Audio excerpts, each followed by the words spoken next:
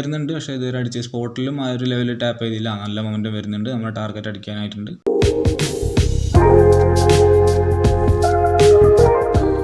Hi all, it's me Adarsh. Welcome back to Malabar trader.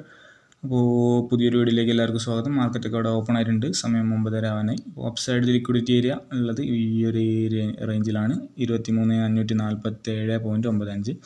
ഇനി down side liquidity area ഉള്ളത് down side IDX 23,139.95ലാണ്. അപ്പോൾ market അതിൻ്റെ നടുക്കാണ് നിൽക്കുന്നത്. ഒരു സൈഡിലും ഒന്ന് ടാപ്പ് ചെയ്തിട്ടൊന്നുമില്ല. 5 മിനിറ്റിൽ നോക്കുകയാണെന്നുണ്ടെങ്കിൽ പുതിയൊരു ലിക്വിഡിറ്റി ഡേ ലോ വേണമെങ്കിൽ 5 മിനിറ്റിലൊരു ലിക്വിഡിറ്റി ഏരിയ ആയിട്ട് കൺസിഡർ ചെയ്യാം. ഇന്നത്തെ ഡേ ലോ നോക്കി നോക്കുക, ടാപ്പ് ചെയ്യുക എന്താവും എന്നുള്ളതൊക്കെ. എന്തായാലും നിലവിലുള്ള 15 മിനിറ്റിലുള്ള പ്രോപ്പർ IDXും കാര്യങ്ങളൊക്കെ ഇപ്പോൾ ഈ മാർക്ക് ചെയ്ത് വെച്ചിരിക്കുന്നതാണ്, അടിയിലുള്ളതും മേലുള്ളതും. ഇതിൽ ഏതെങ്കിലും ഒന്ന് ടാപ്പ് ചെയ്യുന്ന സമയത്തായിരിക്കും ഇന്നത്തെ എൻട്രിയും കാര്യങ്ങളൊക്കെ വരിക. അതല്ലാന്നുണ്ടെങ്കിൽ ഇന്ന് പുതിയ ഏതെങ്കിലും ലെവൽ ക്രിയേറ്റ് ആവട്ടെ. 5 മിനിറ്റിൽ ഒന്ന് ഡേ ലോ കൺസിഡർ ചെയ്യാം. അതല്ലെങ്കിൽ 5 മിനിറ്റിൽ വേറെ പുതിയ ഏതെങ്കിലുമൊക്കെ ലെവൽ ക്രിയേറ്റ് ആവട്ടെ. ക്രിയേറ്റ് ആയതിനു ശേഷം അത് ടാപ്പ് ചെയ്യുമ്പോൾ നമുക്ക് നോക്കാം. ഇവിടെ ചാർട്ടും കാര്യങ്ങളൊക്കെ ഫുള്ള് സെറ്റ് ചെയ്ത് വെച്ചിട്ടുണ്ട്. സ്റ്റോക്സിൽ നിഫ്റ്റിൻ്റെ ചാർട്ടും അതേപോലെ ഫ്യൂച്ചറിൻ്റെ ചാർട്ടും പ്രീമിയം. പിന്നെ നമുക്ക് ഏതെങ്കിലും ഒരു എൻട്രി വരുന്ന അല്ലെങ്കിൽ ഏതൊരു higher time frame level tap ചെയ്യുമ്പോൾ അവിടെ ഉള്ള പുട്ടാണോ കോളാണോ ഏത് സ്ട്രൈക്കാണെന്നുള്ളതൊക്കെ നോക്കിയിട്ട് അതിനനുസരിച്ച് സെലക്ട് ചെയ്യാം. അപ്പോൾ നിലവിൽ ഇപ്പോൾ ഇതാണ് കണ്ടീഷൻ. മേലുള്ള അപ്പ് സൈഡ് IDXും ഡൗൺ സൈഡ് IDXും എല്ലാം ഇതൊക്കെയാണ് മാർക്ക് ചെയ്ത് വെച്ചേക്കാം. ഇനി ഏതെങ്കിലുമൊക്കെ ടാപ്പ് ചെയ്യുന്ന സമയത്ത് നമുക്ക് നോക്കാം. ഓക്കെ, അപ്പോൾ നിഫ്റ്റി ഒരു higher time frame level tap ചെയ്തതിനു ശേഷം ഒരു എൻട്രി എടുത്തിട്ടുണ്ട്, അത് SL അടിച്ചിട്ടുണ്ട്. അതിൻ്റെ ഡീറ്റെയിൽസ് കാണിക്കാം. ഇനി അടുത്തൊരു എൻട്രി വരുന്നത് ഈ ഒരു ഏരിയയിലായിരിക്കും. ഈ ഒരു ലോയിലേക്ക് വരുന്ന സമയത്തായിരിക്കും മാർക്കറ്റ് ഒന്നും കൂടെ ഇറങ്ങിയിട്ട് കുറച്ചും കൂടെ താഴേക്ക് വരുന്ന സമയത്തായിരിക്കും ഒരു എൻട്രി വരുന്നത്.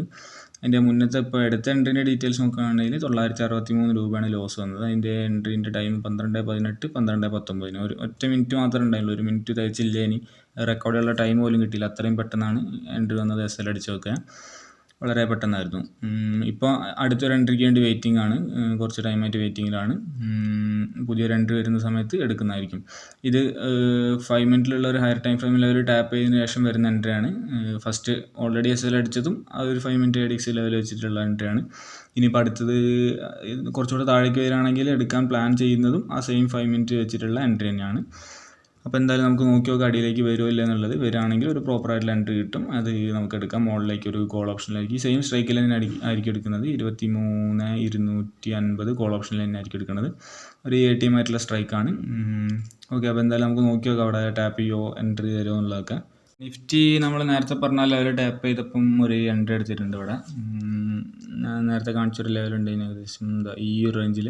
അത് ടാപ്പ് ചെയ്ത് കുറച്ചും കൂടെ താഴേക്ക് വന്ന സമയത്താണ് എൻട്രി എടുത്തത്. ഇതായിരിക്കും ഒരു ടിപ്പായിട്ടുള്ളൊരു എൻട്രിയാണ്. ഇവിടെ നിന്ന് മേലേക്ക് കയറുന്നുള്ള രീതിയിൽ എടുക്കുന്ന ഒരു എൻട്രിയാണ്. എന്തായാലും ഇവിടെ ഫ്ലാറ്റ് ട്രേഡിൽ കാണിച്ചാൽ അതിൻ്റെ ഡീറ്റെയിൽസൊക്കെ.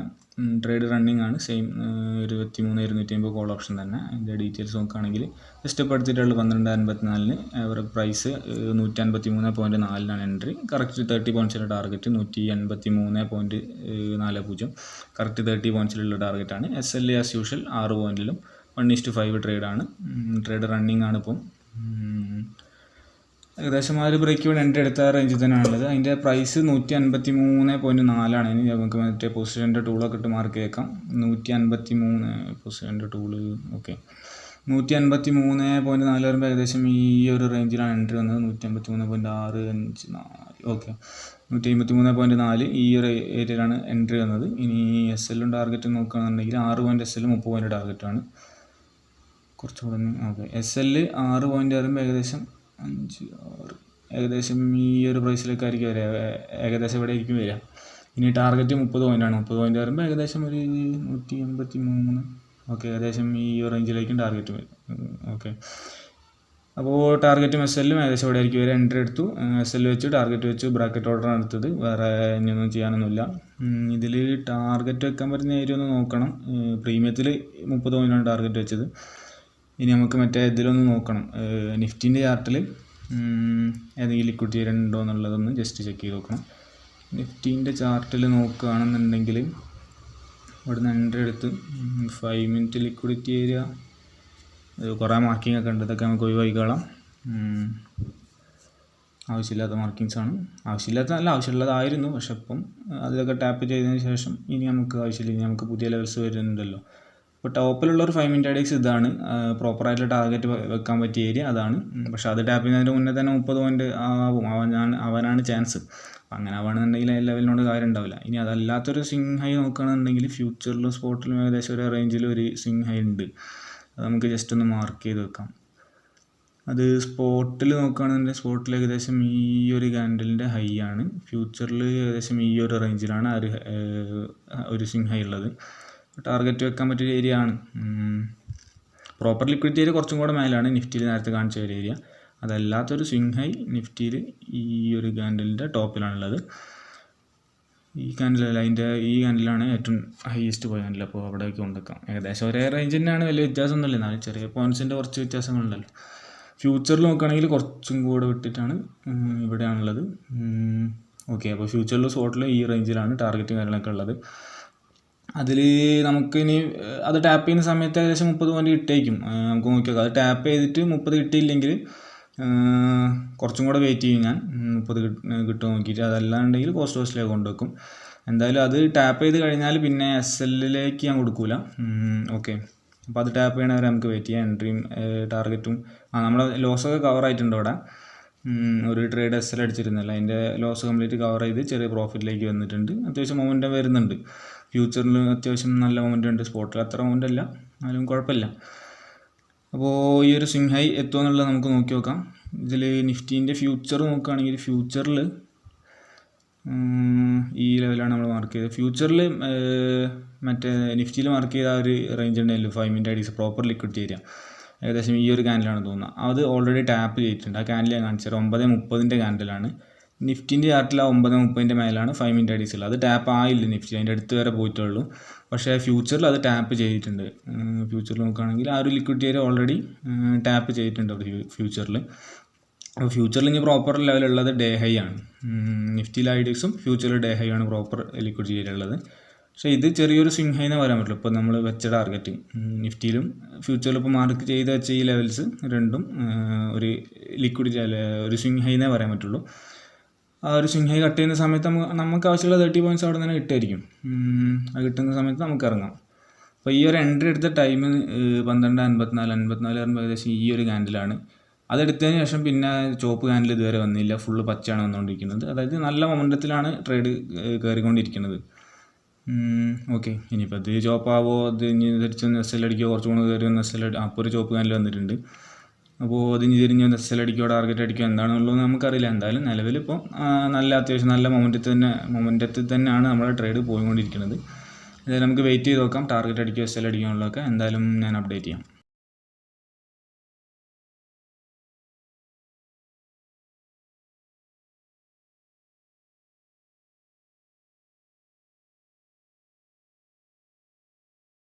നമ്മൾ ആ ട്രേഡ് ഏകദേശം ടാർഗറ്റിൻ്റെ അടുത്തെത്തിയിട്ടുണ്ട്.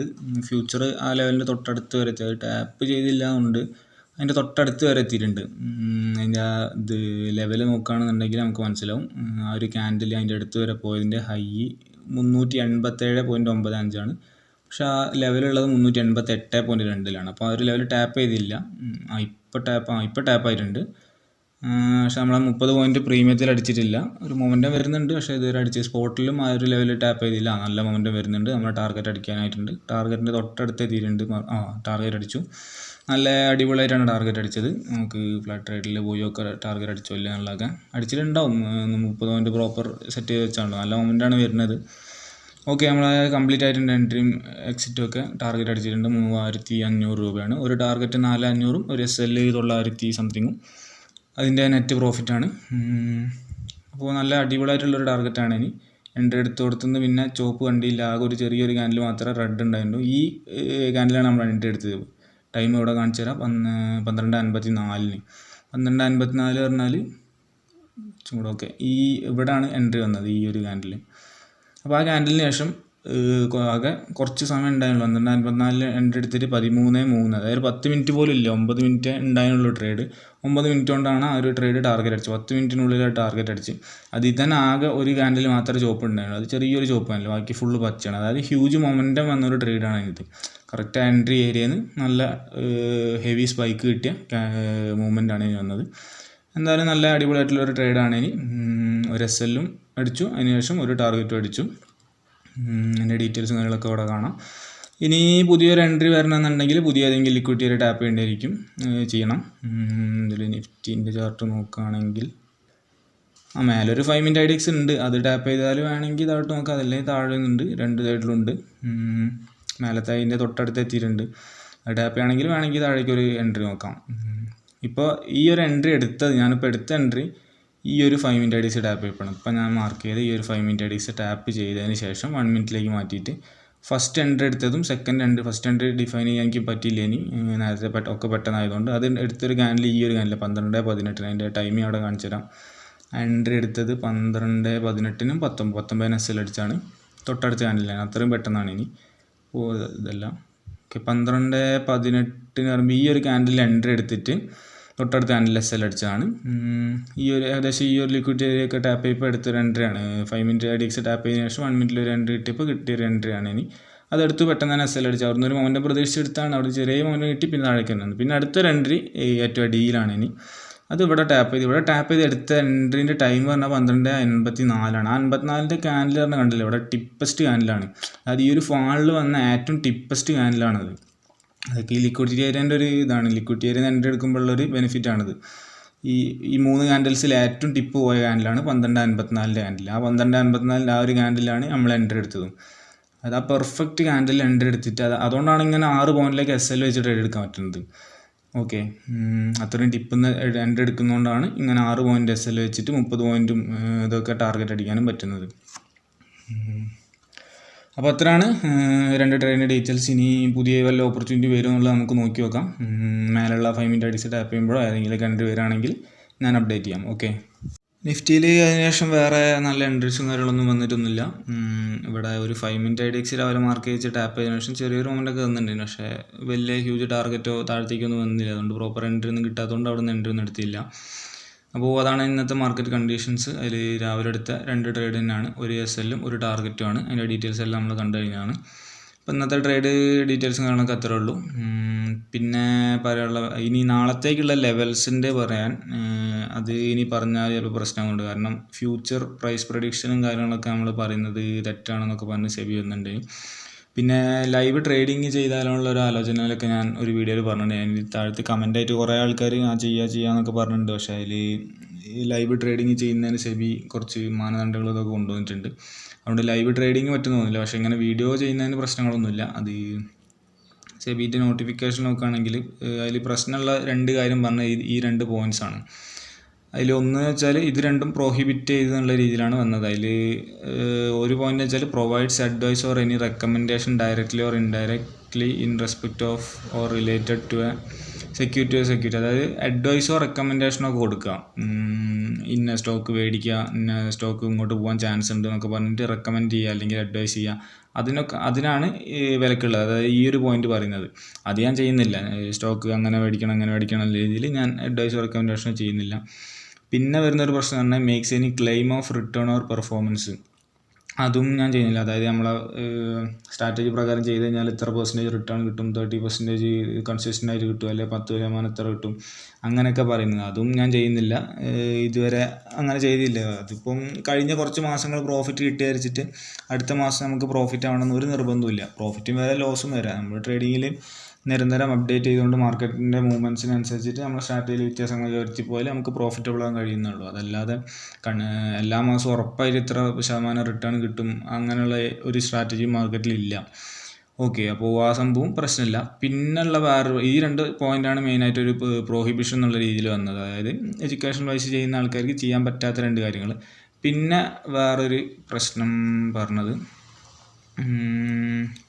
ഈ ഒരു പോയിൻ്റാണ്, ഈ 8ാമത്തെ. What distinguishes education and advice recommendation. അതായത് എഡ്യൂക്കേഷൻ എന്നുള്ള രീതിയിലാണല്ലോ ഞാനിപ്പം കോഴ്സും കാര്യങ്ങളൊക്കെ കൊടുക്കുന്നത്.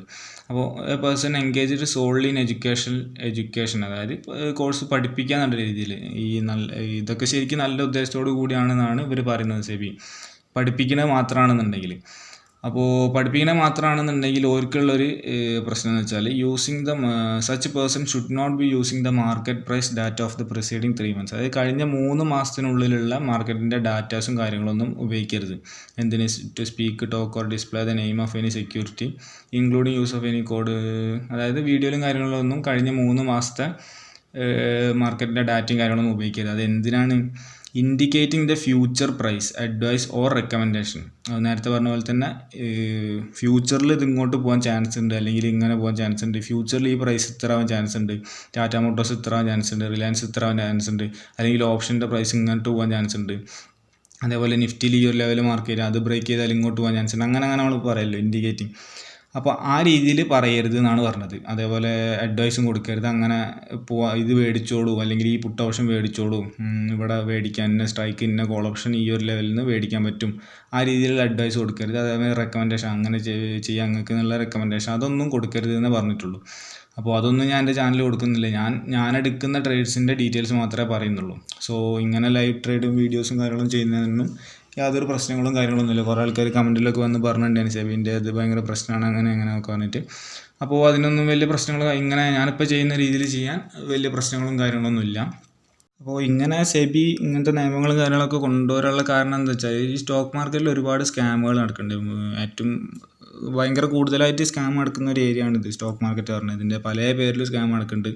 പല ആൾക്കാരും കോഴ്സിൻ്റെ പേരിൽ തന്നെ സ്കാം നടത്തുന്നുണ്ട്. അതായത് പ്രോഫിറ്റബിൾ ആവാത്ത ആൾക്കാർ വരെ കോഴ്സ് കൊടുത്തിട്ട് ഈ വല്ലപ്പോഴുള്ള PNL മാത്രം ഇടുക, പ്രോഫിറ്റ് ആകുമ്പോൾ മാത്രം ഇടുക, ലോസ് ആകുമ്പോൾ വല്ലാണ്ട് കാണിക്കാണ്ട് വെക്കുക, ഓവറോൾ PNL ചോദിക്കുമ്പോൾ അത് കാണിക്കാതിരിക്കുക, അങ്ങനെ കാണിച്ചിട്ടൊക്കെ പല ആൾക്കാരും കോഴ്സിന് കൊടുക്കുന്നുണ്ട്. അപ്പോൾ അതൊക്കെ ഒരു സ്കാം ആയിട്ടുള്ള കാര്യങ്ങളാണ്. അതേപോലെ ഈ ടെലിഗ്രാം പെയ്ഡ് മെമ്പർഷിപ്പ് കൊടുക്കുക, പ്രീമിയം ഗ്രൂപ്പ് എന്നൊക്കെ പറഞ്ഞിട്ട് അതിൻ്റെ അകത്ത് കോൾസ് കൊടുക്കുക, ഇന്ന ഏരിയയിൽ നിന്ന് ഇത് മേടിക്കുക, അതൊക്കെ ശരിക്കും പക്ക ഇല്ലീഗലായിട്ടുള്ള കാര്യമാണ്. അതൊക്കെ ഈ മറ്റേ സെബീൻ്റെ അണ്ടറിൽ രജിസ്ട്രേഷൻ ഉള്ളവർക്ക് മാത്രം ചെയ്യാൻ പറ്റുന്ന കാര്യങ്ങളാണ്. അപ്പോൾ അതൊന്നും ഇല്ലാണ്ട് കുറേ ആൾക്കാർ ഇങ്ങനത്തെ ഒരുപാട് കാര്യങ്ങൾ ചെയ്യുന്നുണ്ട്. അപ്പോൾ അതിനൊക്കെ ഒരു വിലക്ക് വരുത്താൻ വേണ്ടിയിട്ടാണ് ഇങ്ങനത്തെ കാര്യങ്ങളൊക്കെ സെബി കൊണ്ടുവരുന്നത്. അപ്പോൾ ഇതൊക്കെ നല്ല കാര്യത്തിനുള്ള ഇതൊക്കെ ഒരു നല്ല കാര്യം തന്നെയാണ് സെബി ഇങ്ങനത്തെ തീരുമാനങ്ങളും കാര്യങ്ങളൊക്കെ കൊണ്ടുവരുന്നത്. അപ്പോൾ നമ്മളിപ്പോൾ ഒരു കോഴ്സിന് ചേരുകയാണെന്നുണ്ടെങ്കിൽ തന്നെ, അല്ലെങ്കിൽ ഒരു അടുത്ത് പഠിക്കാൻ പോകുക, അല്ലെങ്കിൽ ഏതെങ്കിലും ഒരു യൂട്യൂബർ അടുത്തുനിന്നോ അല്ലെങ്കിൽ സോഷ്യൽ മീഡിയയിലുള്ള ആരുടെ നിന്നെങ്കിലും ഇങ്ങനെയുള്ള ഓരോ അറിവും കാര്യങ്ങളൊക്കെ എടുക്കുന്നുണ്ടെങ്കിൽ ഒരു സക്സസ്ഫുൾ ആണെന്നുള്ള കാര്യം നമ്മൾ ഉറപ്പ് വരുത്തിയിട്ട് മാത്രം എടുക്കാം. ചിലപ്പം 1 ലക്ഷം PNL അല്ലെങ്കിൽ 2 ലക്ഷം ഇത്ര മിനിറ്റ് കൊണ്ട് കിട്ടി, അല്ലെങ്കിൽ 2 ലക്ഷം രൂപ ഇന്നൊരു ദിവസം കൊണ്ട് ഞാൻ ഉണ്ടാക്കി എന്നൊക്കെ പറഞ്ഞിട്ടുള്ള വീഡിയോസൊക്കെ ഉണ്ടാവും ചിലപ്പോൾ. അല്ലെങ്കിൽ നിങ്ങൾ എത്ര മാസത്തെ സാലറി ഞാൻ 1 മിനിറ്റ് കൊണ്ട് ഉണ്ടാക്കി എന്നൊക്കെ പറഞ്ഞിട്ട് പല വീഡിയോസും ഉണ്ടാവും. പക്ഷേ അവിടെയൊക്കെ നിങ്ങൾ നോക്കേണ്ട ഒരു കാര്യം എന്താ വെച്ചാൽ ഒരു ഓവറോൾ PNL ഒരു മാസത്തിൻ്റെ മന്ത് എൻഡിലൊക്കെ കാണിക്കുന്നുണ്ടോ, അല്ലെങ്കിൽ ഇയർ എൻഡിൽ PNL കാണിക്കുന്നുണ്ടോ, അത് നോക്കിയിട്ടേ കാര്യമുള്ളൂ. കാരണം ഇപ്പോൾ ഒരു 4-5 ദിവസം അടുപ്പിച്ച് അത്ര പ്രോഫിറ്റ് കിട്ടി എന്നൊക്കെ പറഞ്ഞിട്ട് പിന്നെ ഒരു 2 ദിവസം ചിലപ്പോൾ ഹ്യൂജ് ലോസ് ആയിരിക്കും. 1 ലക്ഷം വെച്ച് പ്രോഫിറ്റ് കിട്ടിയിട്ട് 10-50 ലക്ഷം ചിലപ്പോൾ പിറ്റേന്ന് കൊണ്ടുപോയി ലോസ് വരുത്തും. ആ ലോസ് വരുത്തിയത് ആരും അറിയില്ല, ആരും പറയില്ല, എവിടെയും കാണില്ല. അതൊക്കെ ഓവറോൾ PNL കാണിച്ചാലേ മനസ്സിലാവുള്ളൂ. അങ്ങനെ PNL ചോദിക്കുമ്പോൾ ഈ കോഴ്സ് കൊടുക്കുന്ന ആൾക്കാരൊന്നും പുറത്ത് കാണിക്കുകയില്ല. അപ്പോൾ അങ്ങനത്തെ ആൾക്കാരുടെ നിന്നൊക്കെ കോഴ്സ് പഠിച്ചിട്ട് നമ്മൾ ലോസിലാണെന്ന് പറഞ്ഞിട്ട് കാര്യമില്ല. കാരണം ഒരു പ്രോഫിറ്റബിൾ ആയ ആളടുത്ത് നിന്ന് പഠിച്ചിട്ടേ കാര്യമുള്ളൂ. മര്യാദയ്ക്ക് ട്രേഡിങ് അറിയാത്ത ഒരാളടുത്ത് നിന്ന് പഠിച്ചിട്ട് കാര്യമില്ലല്ലോ. അതുകൊണ്ട് അതൊക്കെ നോക്കിയിട്ട് മാത്രം ഇതിലേക്കൊക്കെ ഇറങ്ങുക. അതല്ല ഇനി യൂട്യൂബിൽ ആരെങ്കിലും റെക്കമെൻഡേഷൻ നിങ്ങൾ സ്വീകരിക്കുകയാണെന്നുണ്ടെങ്കിൽ തന്നെ നിങ്ങൾ സ്വന്തമായിട്ട് അനലൈസ് ചെയ്തിട്ട് മാത്രം അങ്ങനത്തെ കാര്യങ്ങളൊക്കെ സ്വീകരിക്കാം. അതായത് ഒരു പ്രോപ്പറാണോ നോക്കുക, ഒരു പറയുന്ന കാര്യങ്ങളൊക്കെ ജെന്യൂൻ ആണോ, അവർക്ക് അതിനുള്ള ക്വാളിറ്റി ഉണ്ടോ, ഒരു എടുക്കുന്ന സ്റ്റോക്സ് ഏതൊക്കെയാണ് ഒരു കാണിക്കുന്നുണ്ടോ, അല്ലെങ്കിൽ ഓരിൻ്റെ സ്റ്റോക്ക് എടുത്തിട്ട് എത്ര പ്രോഫിറ്റ് കിട്ടി എന്നുള്ള PNL ഒരു കാണിക്കുന്നുണ്ടോ, അതൊക്കെ നോക്കി നോക്കാം. അല്ലാണ്ട് ആരെങ്കിലും എന്തെങ്കിലും ടാറ്റ മോട്ടോഴ്സ് ഇനി മേലേക്ക് കയറാൻ നല്ല ചാൻസ് ഉണ്ടെന്ന് പറഞ്ഞാൽ അത് കണ്ണും പൂട്ടി പഠിച്ചിട്ട് കാര്യമില്ലല്ലോ. ഓൻ ചിലപ്പം തലേന്ന് റിലയൻസ് എടുത്തിട്ട് ലോസ് ഒരുത്തനായിരിക്കും. അപ്പോൾ ഒരു ലോസ് വരുത്തിക്കൊണ്ടിരിക്കുന്ന ഒരുത്തന്നെ അടുത്ത് പോയിട്ട് ഓൻ എടുക്കുന്ന ഒരു സാധനം ഓൻ പറഞ്ഞിട്ടുള്ള ഒരു സാധനം നമ്മളെടുത്തിട്ട് നമ്മൾ ലോസ് വന്നിട്ട് കാര്യമില്ലല്ലോ.